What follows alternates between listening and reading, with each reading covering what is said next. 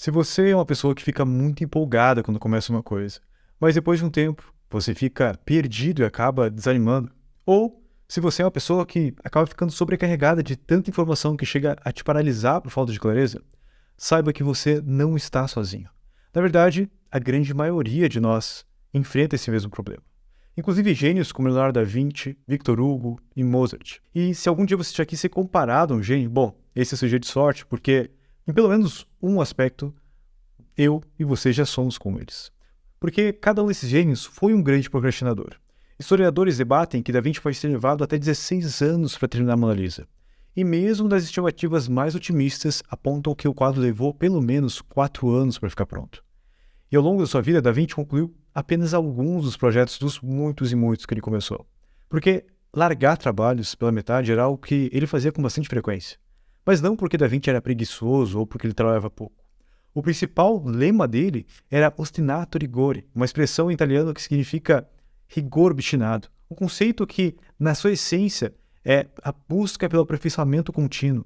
Só que, assim como muitos gênios, ele era um procrastinador e não era um qualquer. Ele era um procrastinador profissional. E deixa eu te explicar aqui a diferença entre um procrastinador amador e um procrastinador profissional. O procrastinador amador ele é refém da procrastinação, porque ele fica acumulando o trabalho e, frequentemente, isso acaba prejudicando a qualidade do trabalho que é feito. Inclusive, prejudicando sua saúde, porque a procrastinação causa ansiedade e sofrimento ao procrastinador amador. Já o procrastinador profissional, por outro lado, ele usa a procrastinação como uma ferramenta de criatividade e também de produtividade. Isso mesmo que você ouviu. Uma ferramenta de produtividade.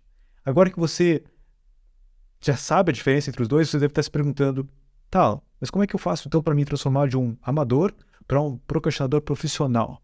Eu vou te pedir primeiro calma, porque você deve primeiro compreender qual é o motivo que faz você procrastinar. Porque eu suponho que se você estivesse satisfeito com a sua procrastinação, você provavelmente não estaria aqui assistindo esse vídeo. Se você está aqui é porque eu assumo que você não gosta de procrastinar. E é por isso que a gente precisa começar compreendendo o real motivo por trás da nossa procrastinação. Como Paulo Coelho escreveu no seu livro Brida, tudo que está na sombra nos aterroriza. Mas se acendemos uma luz, logo veremos que não há nada a temer.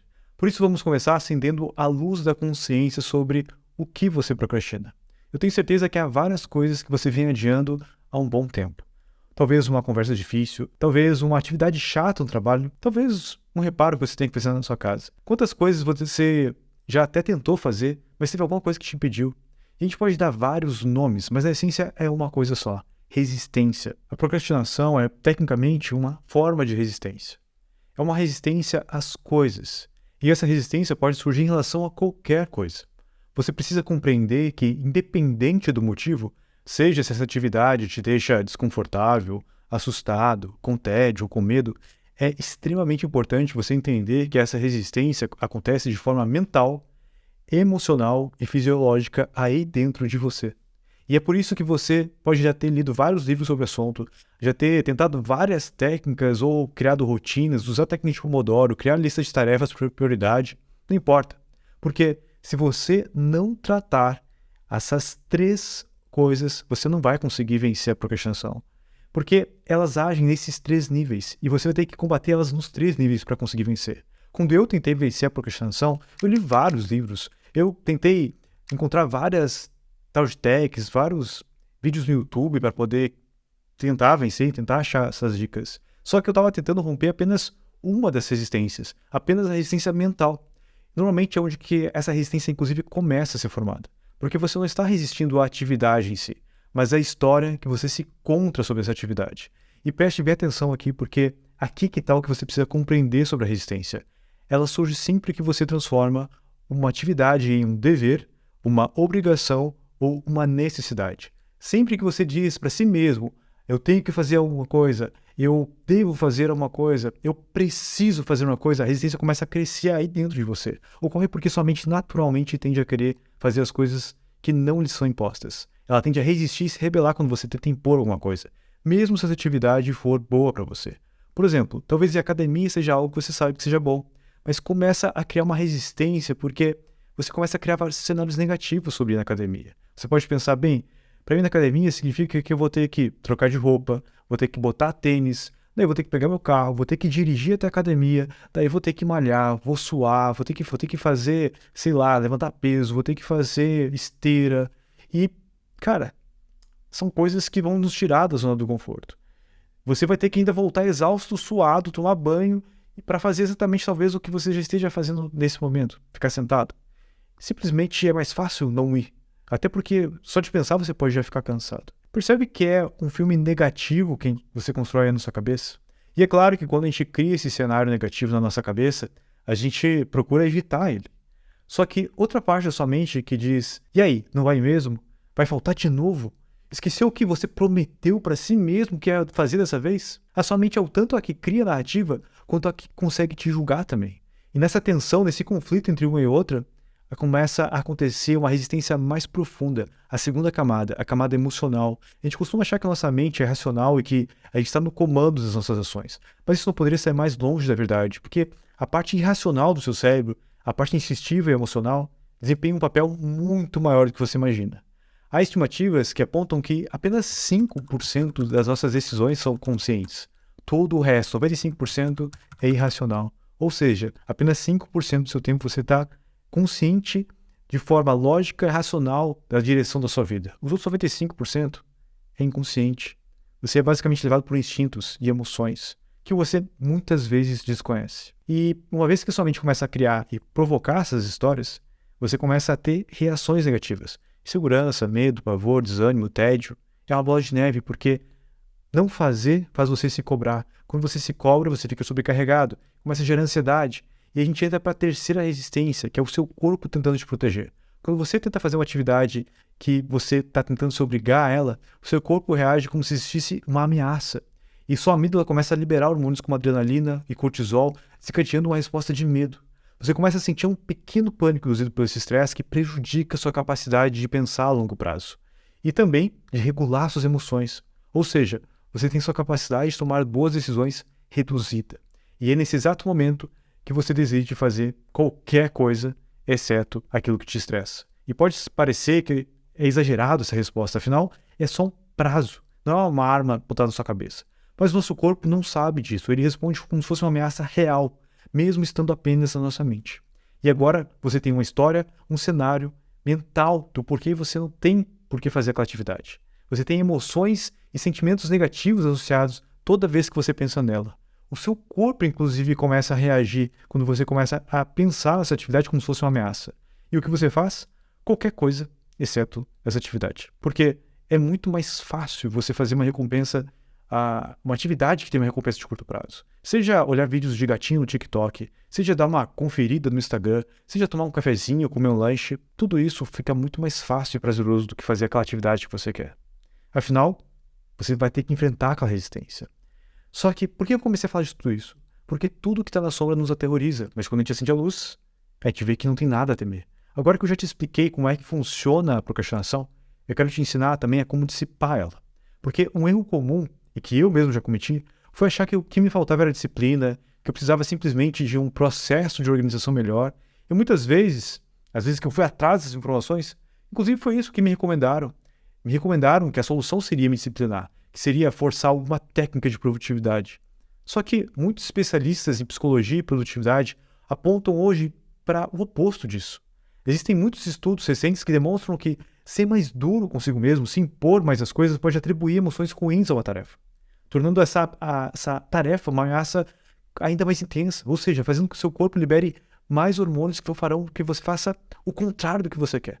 E por isso que é importante abordar a procrastinação de uma maneira holística, ou seja, considerando todos os fatores emocionais e fatores psicológicos também. E não são só técnicas de dicas de produtividade que vão fazer com que você consiga ter resultado. Eu tenho certeza que você está cansado de ouvir isso. E por isso que eu quero trazer aqui 5 estratégias que eu uso no meu dia a dia para conseguir vencer essa procrastinação amadora. A primeira delas é um método para obter clareza mental. Eu encontrei um daqueles livros que ninguém conhece, um livro chamado O Método Sedona. E basicamente é um método que consiste no processo de questionamento e introspecção e ajuda quem a identificar e soltar essas emoções, conseguir liberar elas de uma maneira que consiga criar uma nova versão para olhar para a mesma atividade. Nesse caso, a gente vai tentar utilizar isso na atividade que você está procrastinando. E o processo envolve 4 etapas. A primeira é focar nesse problema, focar e eliminar essa experiência negativa que você está tendo. Ou seja, você vai pensar e refletir sobre essa atividade, sobre isso que está te causando algum incômodo e refletir de uma maneira que você consiga identificar quais são esses sentimentos negativos, essa resistência que pode estar fazendo que você não consiga executar essa tarefa. Pode ser tédio, pavor, ansiedade, seja o que for que eu já citei aqui antes. Permita-se encarar isso de frente. No exemplo que eu dei da academia, o que te impede de conseguir criar uma rotina de exercício? Qual que é a história que você começa a se contar toda vez que você tem que ir para lá? Pode ser que você diga que você tem pouco tempo, pode ser que você diga que, bom, eu já comecei tantas vezes, pago um mês e aí só faço um ou faço uma semana. Talvez você diga que você treina e nunca consegue mudar o seu corpo, ou que você vai passar vergonha lá, ou que você tem preguiça. Mas qual é a história que sustenta essa preguiça?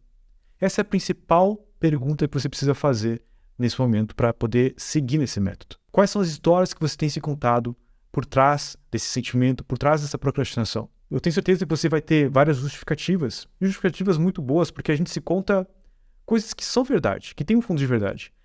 Por isso que nossa mente racional, na verdade, ela está simplesmente justificando uma decisão emocional. Todas as suas escolhas na sua vida, vêm de uma decisão emocional. A racionalização ela é apenas superficial. A verdadeira razão por trás é uma emoção. Então, a pergunta que eu te faço é, que emoção que você esconde atrás dessa história? Descobrindo isso, a gente vem para a pergunta 2. Consigo me desapegar dessa emoção? O propósito aqui é só fazer você perceber que você possui a opção. Você pode se libertar dessa emoção. Ao se questionar nessa etapa 2, você aumenta a consciência do seu poder de escolha. Porque vamos ser sinceros, tudo é uma escolha. Alan, mas eu preciso ir na academia. Não, você não precisa. Você pode fazer exercício na sua casa. Você pode praticar um esporte. Você pode, inclusive, não fazer exercício nenhum.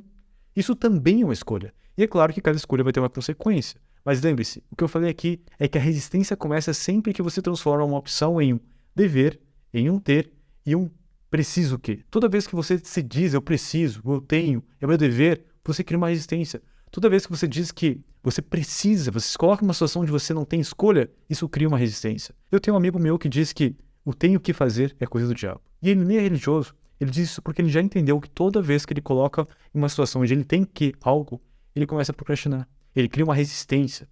E por isso eu quero te perguntar, você consegue deixar isso? Eu consigo me desapegar desse sentimento de medo, de segurança, nem que seja por um breve momento? E com isso a gente vem para a terceira etapa, que é, agora pergunte a si mesmo, eu estou disposto a deixar isso? Eu estou disposto a soltar isso? Sabe o que é mais maluco? É que eu conheço muitas pessoas que conseguem reconhecer o que as trava, só que elas não conseguem soltar essa emoção. Elas estão tão familiarizadas com essa emoção negativa que elas têm medo de libertar, ou medo de soltar essa emoção. Porque elas estão tão acostumadas a sentir tanto medo por tanto tempo, que experienciar algo diferente do medo faz com que elas travem e não consigam fazer isso. Percebe como maluco é isso? E isso pode estar acontecendo com você agora mesmo. Eu mesmo descobri que eu tinha muito medo de fazer isso aqui que eu estou fazendo com vocês, gravando um vídeo agora. Só que o que eu fiz? Gerando consciência através desse método, eu consegui enfrentar ele. Porque eu me perguntei a 4 perguntas do questionamento, que é quando eu estou disposto a fazer isso? Quando você está disposto a fim de desapegar dessa emoção negativa? Porque agora que você já descobriu que está consciente, você pode desapegar, é uma escolha. Quando que você vai fazer isso? Eu, por exemplo, me desapeguei para poder criar os vídeos aqui quando eu criei consciência. Mas agora que você já se identificou, que você já percebeu, você está disposto a deixar essa emoção, essa resistência que te impede de agir? É só decidir quando. E eu sei que o método Sodona parece muito simples, mas lembre-se, não é simples porque é fácil, não é simples porque você vai fazer. Tive pelo menos, sei lá, uns 5 a 10 minutos para poder fazer essas 4 perguntas, para poder dissolver essa resistência à medida que você consegue colocar luz sobre ela. Isso vai levar pouco tempo, não descarte simplesmente porque, como eu falei, é simples. A próxima estratégia, a estratégia 2, é comece pequeno. Um dos grandes problemas que leva à procrastinação é quando a gente pensa que a gente começa algo empolgado, só que a gente acaba muitas vezes criando um monstro, porque a gente começa a fazer muita coisa ao mesmo tempo. E eu já fiz isso e eu aposto que você também. Quando eu decidi, por exemplo, emagrecer, eu marcava academia, eu marcava consulta com nutricionista, eu começava uma nova dieta, eu começava a fazer exame para poder ver o antes e depois, eu começava um novo esporte de cardio em paralelo para poder perder peso mais rápido, eu começava a ler um livro sobre alimentação de exercício, ou seja, tudo isso ao mesmo tempo. Eu queria sair de alguém que era sedentário, que só comia besteira, para alguém que ia virar um super atleta, basicamente. E a mesma coisa quando eu iniciava uma nova empresa.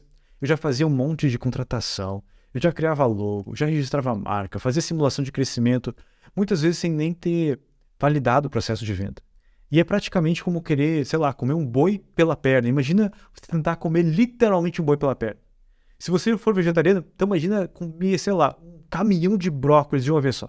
Você consegue? É claro que não.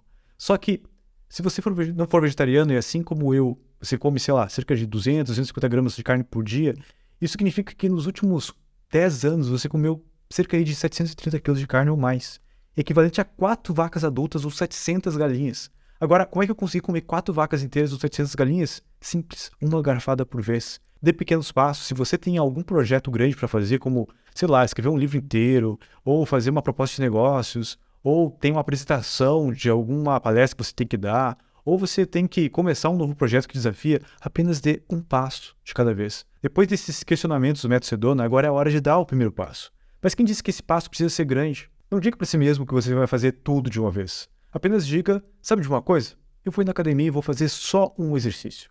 Eu vou fazer apenas uma repetição de bíceps. Vou fazer apenas 5 minutos de esteira e depois vou para casa. No começo do ano passado, eu fiz exatamente isso. Eu já estava há várias semanas sem ir na academia. E quando eu pensava em voltar, eu me dava sempre um desânimo, porque eu sabia que eu não ia aguentar ficar fazendo 1 hora que eu fazia antes. E eu acabava ficando na minha cabeça que, se não for para fazer 1 hora, melhor eu nem ir. É melhor eu nem fazer se for para fazer pouquinho. Mas quando eu percebi que eu estava criando uma resistência, eu resolvi provar para o meu cérebro que eu poderia ir lá e fazer só um pouquinho. Eu não precisava ir lá e ficar 1 hora inteira fazendo. E aqui está o segredo. O seu cérebro não é burro. Não adianta tentar enganar ele dizendo que você vai fazer 5 minutos e chega lá e obriga ele a fazer 1 hora. Eu fiz isso por muito tempo, de me obrigar a fazer. Quando eu entendi que eu precisava mostrar para o meu cérebro uma congruência, que eu podia chegar lá e fazer só 10 minutos e ir embora, eu percebi que eu podia daí ser mais tranquilo, ser mais leve para fazer. Eu poderia me permitir fazer 10 minutos, poderia me permitir fazer 30 minutos, e isso começou a diminuir a resistência, porque eu não me sabotava mais para ir. Quando eu chegava lá e fazia pouco tempo, eu dizia para o meu cérebro novamente, olha, eu posso fazer só 5 minutos, eu posso fazer só 10 minutos. Não existia uma resistência. E eu comecei a ir de uma forma natural. Eu comecei a diminuir cada vez mais essa resistência, porque existia verdade naquilo que me autoafirmava, que eu podia ir lá e fazer pouco tempo. Só que a maioria das vezes eu fiz muito mais que 30 minutos. Teve momentos que eu fui para lá sem ter vontade alguma de fazer exercício. E eu treinei muito mais. E quando eu não estou com tanta disposição, fico mais um pouco de tempo na esteira, faço um pouco mais de alongamento. Só que hoje em dia, eu não tenho mais resistência para ir na academia. A mesma coisa para a leitura. Se você quer começar a ler livros, comece apenas com algumas páginas. Leia apenas o sumário. Muitas vezes, eu estava de saco cheio para ler aquele livro, eu lia o sumário e eu percebia 1 ou 2 capítulos que me interessavam e eu pulava direto para eles, porque aqueles capítulos me empolgavam. Você não precisa começar pelo capítulo 1. Mas, por enquanto, se você seguir essa dica de começar pequeno, você vai notar que vai ficar muito mais fácil, inclusive, de ler. E muito mais fácil de começar, na verdade, qualquer outro hábito. Existe um livro que se chama Hábitos Atômicos. Ele é um livro que se aprofunda bastante nessa segunda parte, nas estratégias que eu estou te passando. E vamos para a regra 3, ou melhor, estratégia 3, porque é a regra 3, 2, 1. E ela pode parecer estúpida porque realmente ela é muito simples. Pensa em qualquer atividade que você queira fazer e simplesmente pensa assim, eu vou fazer isso. Conta 3, 2, 1 e ponto. Vai lá e pula para ação. Pode ser escrever uma copy, ter que fazer, sei lá, estudar para uma prova, ou qualquer coisa que você esteja evitando, porque pode ser muito trabalhosa ou muito chata. Porque essa regra 3, 2, 1, o que ela faz é te dar um impulso psicológico. Você se coloca em movimento na medida que você já começa a contar. Porque no momento que você começa a contar, que não tem resistência, vamos combinar, né? Contar é muito fácil. 3, 2, 1. Isso já te dá um impulso para realizar a tarefa que tu está evitando. E é como se fosse essa ponte psicológica entre o que você está com dificuldade para fazer e o que você sabe que precisa fazer, ou você quer fazer. Então, 3, 2, 1 e mãos à obra. E eu estou te passando isso porque é simples, mas também te gera um impulso. Perceba que, por mais sutil que seja, ela te coloca em ação no momento, como eu falei, que você já começa a contar. E muitas pessoas acreditam que a motivação é um requisito para agir e que essa motivação é gerada por inspiração. A gente pensa que a inspiração ela é necessária para te poder ter a motivação e poder entrar em ação. Mas essa forma não é linear, ela é uma forma circular. A ação também gera inspiração, que por sua vez também gera motivação. Ou seja, você não precisa começar pela inspiração, motivação, não precisa esperar ela aparecer, até porque ela é difícil de encontrar muitas vezes. Você pode começar simplesmente com a ação. Conte 3, 2, 1 e essa ação já vai começar a te gerar mais motivação e inspiração. E a gente chega daí na quarta estratégia, que é atrito zero. Uma estratégia para diminuir o atrito entre você e o que você tem que fazer. Várias pesquisas mostram que ambientes desordenados podem afetar a função cognitiva nossa, a capacidade de tomar decisões racionais. Muitas vezes a gente procrastina porque o nosso ambiente que a gente vive nos encoraja a fazer isso. E para diminuir essa resistência, você vai precisar eliminar a desordem. E vamos começar com o ambiente físico. Como eu falei antes, há uma relação íntima entre a nossa psicologia e nossa fisiologia. Se existimos em um ambiente físico e caótico, é normal que nosso cérebro também acompanhe isso. Um estado mental caótico e distraído muitas vezes cria um ambiente também físico igualmente caótico e desastroso. Ou seja, é uma coisa que se perpetua ainda mais e fica cada vez mais fácil se distrair. É um paradoxo, porque muitas vezes é mais fácil corrigir e melhorar o ambiente físico do que de repente, do nada, se sentir com a mente clara. Então, se você está mais distraído do que nunca e acha que está cada vez mais difícil aí de realizar as atividades do trabalho, preste atenção no seu ambiente físico. Procrastine então de forma produtiva, melhore esse ambiente. Certifique-se que seu espaço que você ocupa esteja propício à produtividade. Isso é um poderoso fenômeno psicológico, porque toda vez que você quiser melhorar o seu foco, basta simplesmente organizar o seu ambiente físico, que isso também ajuda a organizar a sua mente. Nós somos um produto do meio, e se nosso meio é caótico, nossa mente também vai ser. Só que isso não se limita só ao ambiente físico. Hoje em dia, provavelmente ainda mais importante, na era atual, é garantir que os seus arredores digitais e seu ambiente digital não esteja te incentivando a procrastinar. Porque a cada 5 segundos, você pode estar recebendo aí uma mensagem de WhatsApp, um e-mail, alguma mensagem no Instagram, e essas ações que podem parecer simples, como simplesmente conferir uma mensagem, elas acabam te atrapalhando bastante. Não são só esses 5 segundos ou segundos que você se conta. Porque, por mais que pareça insignificante isso, essas distrações de pequenos segundos podem rapidamente fazer com que você não consiga voltar com a mesma intensidade para o seu trabalho. Porque muitas vezes a gente precisa ter um foco profundo, a gente precisa ter um foco interrupto por várias horas. E é quase impossível alcançar esse estado profundo de trabalho se você está sendo constantemente interrompido. A nossa atenção ela é constantemente desviada por notificações de chamadas, por mensagens de texto, por sons. E hoje em dia é como se todos estivéssemos com TDAH. Porque é tanta gente querendo nossa atenção que, mesmo que você seja um monge, é quase impossível não se deixar distrair. Você seguirá essa notificação e vai ver que alguém está batendo papo contigo, te mandando mensagem no WhatsApp ou no Instagram. Você daqui a pouco vai clicar no link dessa pessoa e vai se perder nos links, ou indo, sei lá, para um vídeo no YouTube ou para algum artigo que você acha interessante ou simplesmente para ver uma fotinho de gatinho. E quando você vê, passou 20, 30 minutos e você não conseguiu fazer as coisas que eram importantes. Então, uma das coisas mais importantes que você precisa fazer para curar a sua procrastinação amadora é eliminar as portas para a procrastinação. Isso inclui até mesmo a quantidade de desordem na sua área de trabalho ou o número de aplicativos no celular que pode te distrair. Envolve limpar o seu desktop, aquele número gigante de arquivos lá jogados. E a gente chega na última estratégia depois disso, que é permitir-se procrastinar. Permita-se procrastinar, mas com uma condição. Observe a sua procrastinação. Tente observar a sua procrastinação sem tentar mudá-la. A nossa tendência natural é a gente tentar resistir. A gente começa a se dizer, eu não deveria estar fazendo isso, não deveria estar procrastinando, putz, eu tenho que mexer, vamos lá, eu tenho que começar. Esqueça isso agora. Permita-se só observar. E você vai descobrir que, ao observar de forma consciente a sua procrastinação, a resistência ela vai começando a diminuir cada vez mais. E você vai se pegar simplesmente e espontaneamente fazendo a coisa que você quer fazer, a coisa que você sabe que é boa para você. Quando você está consciente, está ciente de algo, é muito mais fácil não se sabotar, porque a autossabotagem acontece principalmente de forma inconsciente. Então esse foco de atenção, de consciência, é um fator sutil, mas muito importante para superar a resistência e conseguir vencer essa procrastinação. Permita-se procrastinar, só que conscientemente.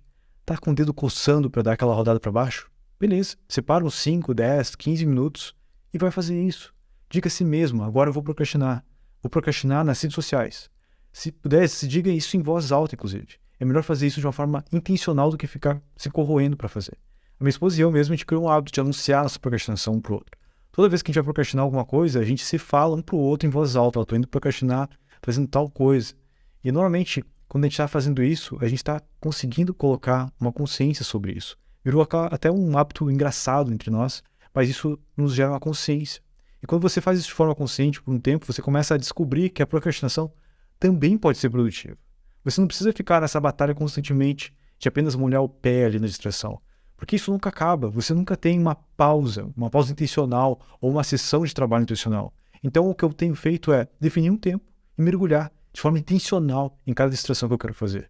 Eu digo, ok, beleza, agora eu vou dar uma verificada no Twitter. Ótimo, nesse momento eu estou verificando o Twitter, intencionalmente. Depois, beleza, vou dar uma olhadinha no Instagram. Me permito, então, mentalmente marcar uma caixinha certinho, ó, conferir os stories, conferir o inbox, respondi as pessoas. Beleza, agora eu tenho uma mensagem no WhatsApp, preciso verificar alguma coisa lá, preciso responder alguém lá. Então eu abro o WhatsApp, de forma intencional, eu confiro por um período de tempo isso, deixo marcado o que eu puder ler depois como não lido, e agora eu posso deixar isso tudo completamente de lado. Isso pode parecer estranho, mas a intencionalidade aqui é o que faz a diferença. Quando você verifica de forma intencional a sua caixa mental de que fez tudo o que precisava fazer em cada um desses aplicativos, em cada um desses sites, você pode obter alguma clareza mental para poder dizer, ok, já me distraí, agora 3, 2, 1 e pular para o que você tem que fazer. Lembrando que você não precisa fazer tudo de uma vez só. Você pode se permitir começar pequeno. Essas são as 5 estratégias que eu queria passar aqui, as estratégias que eu uso para acabar com a procrastinação. E só para lembrar elas aqui, o método Sedona, foque em um problema ou uma emoção. Você consegue desapegar dessa emoção, desse sentimento? Você está disposto a deixar isso ir? Quando você está disposto a desapegar disso?